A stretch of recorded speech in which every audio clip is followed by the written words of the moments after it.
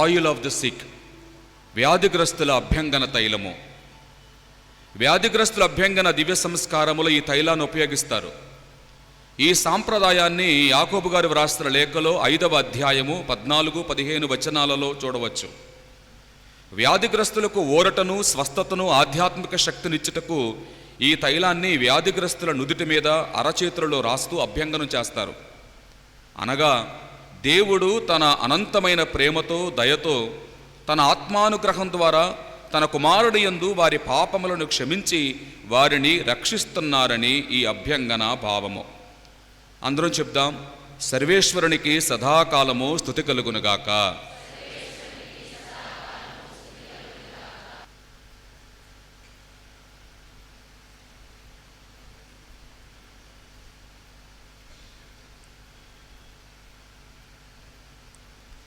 Oil of క్యాటిక్యుమెన్స్, జ్ఞానస్నానాభిలాషుల తైలము.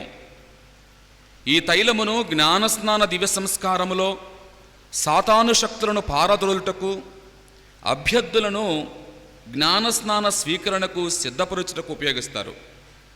ఈ తైలాన్ని జ్ఞానస్నానాభిలాషుల ఛాతిపై అభ్యంగనం చేస్తారు.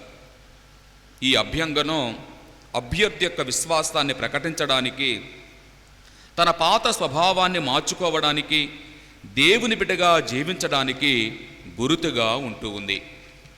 అందరం చెప్దాం, సర్వేశ్వరునికి సదాకాలము స్తుతి కలుగునుగాక.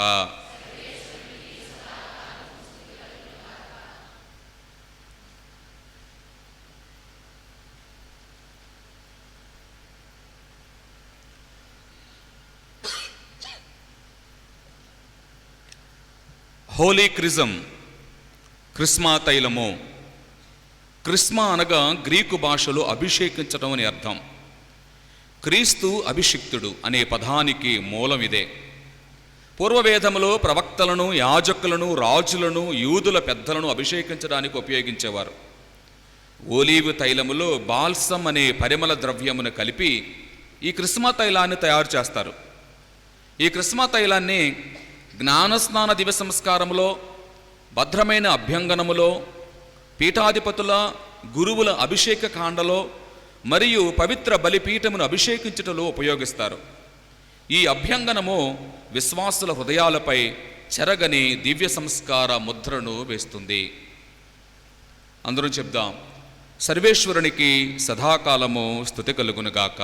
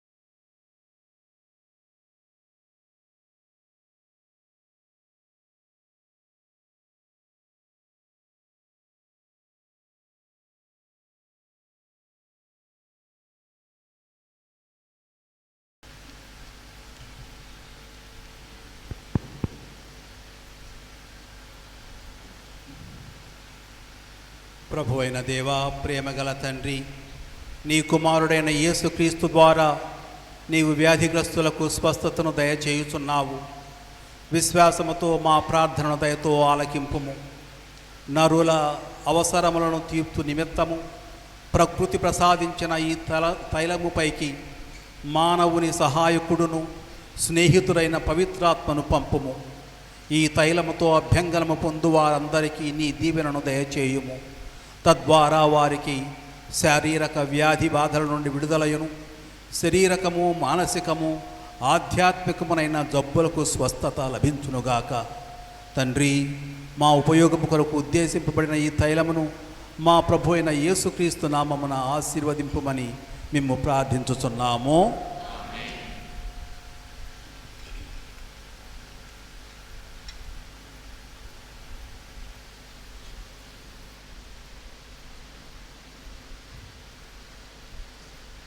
ప్రభు అయిన దేవా, నన్ను విశ్వసించు వారిని కాపాడు రక్షక, నిన్ను విశ్వసించు వారిని కాపాడు రక్షక.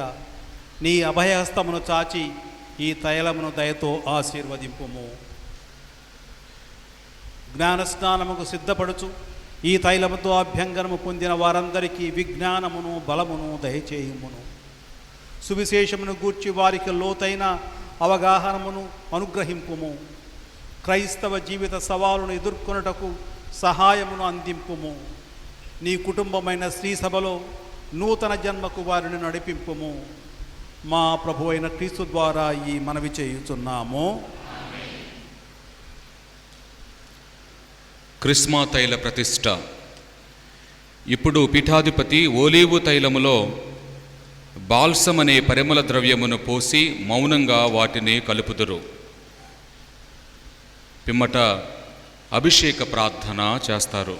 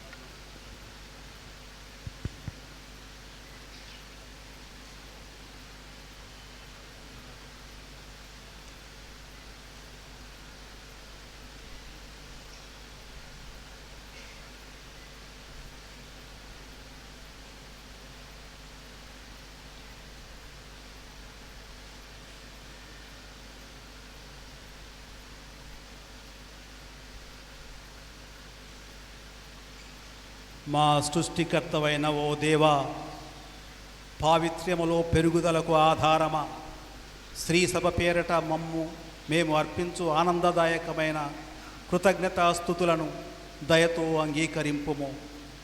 మొట్టమొదట నీవు ఆజ్ఞాపింపగా భూమి నుండి పండ్లనిచ్చు చెట్లు మొలకెత్తెను. ఓలీవు చెట్ల పండ్ల నుండి పవిత్ర క్రిస్మాకు కావలసిన తైలమును ప్రసాదించితివి. నీవు ప్రేమతో దయచేసిన దివ్య సంస్కారములలో ఈ తైలము ద్వారా మేము పొందు మహానందమును గూర్చెయ్యు, నిత్య జీవన వరప్రసాదమును గూర్చెయ్యు దావీదు ప్రవక్త ముందెన్నడూ ప్రశంసా గీతమును పాడెను. నాశనాత్మకమైన జల ప్రళయానంతరము పావురమొకటి మరల వచ్చి ఒక ఓలీవు రెమ్మను నోవాకు ఇచ్చి నీ శాంతి సందేశమును అందజేసినది. భవిష్యత్తులో లభింపనున్న మరింత గొప్ప వరమును అది సూచించినది. నేడు జ్ఞానస్నానపు జలములు మానవుల పాపములను కడిగివేయుచున్నవి. ఓలీవు తైలముతో అభ్యంగించి నీవు మమ్ము ఆనందముతో ప్రకాశింపజేయుచున్నావు. నీవు ఆజ్ఞాపింపగా అహరోను నీటితో శుద్ధి చేయబడెను. అతని సహోదరుడును నీ సేవకుడైన మోషే అతనిని యాజకునిగా అభిషేకించెను. ఇదియును ఇక ముందు జరగనున్న గొప్ప కార్యములకు భవిష్యత్ సూచకముగా నుండెను. నీ కుమారుడును మా ప్రభువైన యేసుక్రీస్తు యోర్దాను నది జలములలో బప్తిస్మము ఇమ్మని యోహానును అడిగినప్పుడు నీవు ఒక పావురము వలె పవిత్రాత్మను అతని పైకి పంపితివి. అప్పుడు నీవు స్వయముగా అతడు నీకు ప్రియమైన ఏకైక కుమారునిగా ప్రకటించితివి. ఈ రీతిగా క్రీస్తు తన వారందరికంటే మిన్నగా ఆనంద తైలముతో అభిషేకం పొందినడు దావీదు ప్రవచనం నెరవేరినట్లు చేసిదివి. యాజకులందరూ తమ కుడి హస్తాలని చాచి ప్రార్థనా భంగిమలో ఉండండి. కావున తండ్రి, నీవు సృజించిన ఈ తైలమును ఆశీర్వదింపమని ప్రార్థించుతున్నాము. ఈ తైలమును నీ కుమారుడైన క్రీస్తు ద్వారా పవిత్రాత్మ శక్తితో నింపుము. క్రీస్తు నుండి తన నామమును పొందిన క్రిస్మాతో నీవు నీ కొరకు యాజకులను, రాజులను, ప్రవక్తలను, వేద సాక్షులను అభిషేకించితివి. జ్ఞానస్నానపు జలములలో నూతన జన్మను పొందనున్న వారి జీవనమునకును రక్షణమునకును ఈ క్రిస్మాను సంకేతముగా నిలుపుము. పాపపు ఆదాము నుండి వారసత్వముగా పొందిన చెడుగు నుండి వీరిని శుద్ధి చేయుము. ఈ పవిత్ర తైలముతో వారు అభ్యంగనము పొందినప్పుడు నీ మహిమాన్విత ఆలయాలుగా వారిని రూపొందింపుము. ఈ క్రిస్మా గుర్తుతో వారికి రాచరిక, యాజక, ప్రవక్త గౌరవమును దయచేయుము. అక్షయమనుడి వస్త్రమును వారికి ధరింపజేయుము.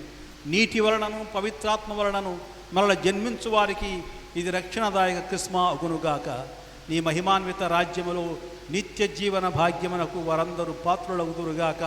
మా ప్రభువైన క్రీస్తు ద్వారా ఈ మనవి చేయుచున్నాము.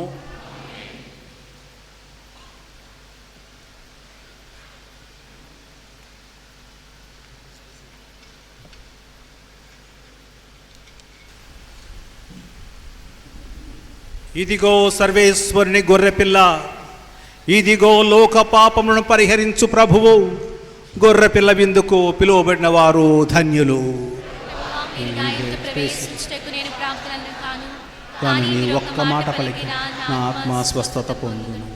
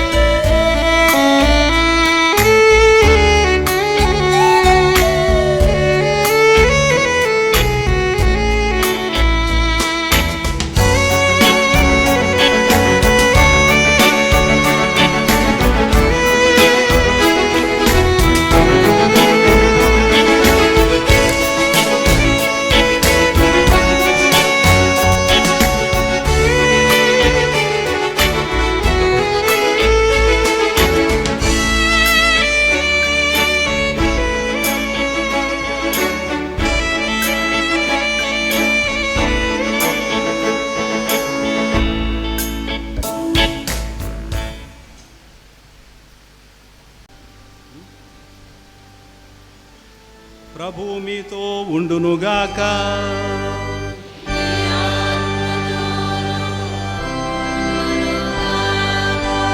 మీ శిరములను వంచి దేవుని ఆశీస్సుల కొరకే ప్రార్థించండి. ప్రతి ప్రార్థన చివర అందరూ ఆమెను సమాధానమివ్వండి. స్త్రీ సభను స్థాపించి పాలించుతున్న దేవుడు తన అనుగ్రహముతో మిమ్మల్ని సదా కాపాడునుగాక. మీ యాజక విధులను విశ్వాసపాత్రముగా నెరవేర్చు తోడ్పడునుగాక. దేవుడు మిమ్మల్ని ఈ లోకమందు దైవ ప్రేమకు సత్యమునకు సాక్షులుగాను సేవకులుగాను రూపొందించి సఖ్యతకు కృషి చేయు నమ్మదగిన పరిచారకులుగా తీర్చిదిద్దునుగాక. విశ్వాసులను జీవాహారముతోనూ జీవవాక్కుతోనూ పోషించు మంచి కాపురులుగా మిమ్మల్ని రూపొందించి వారు క్రీస్తు జ్ఞాన శరీరముగా ఐక్యమై జీవించినట్లు చేయునుగాక. సర్వశక్తి గల సర్వేశ్వరుని ఆశీర్వాదము మీపై దివ్యశ్రద మీతో ఉండునుగాక. పితా పుత్ర పవిత్రాత్మ నామమునా.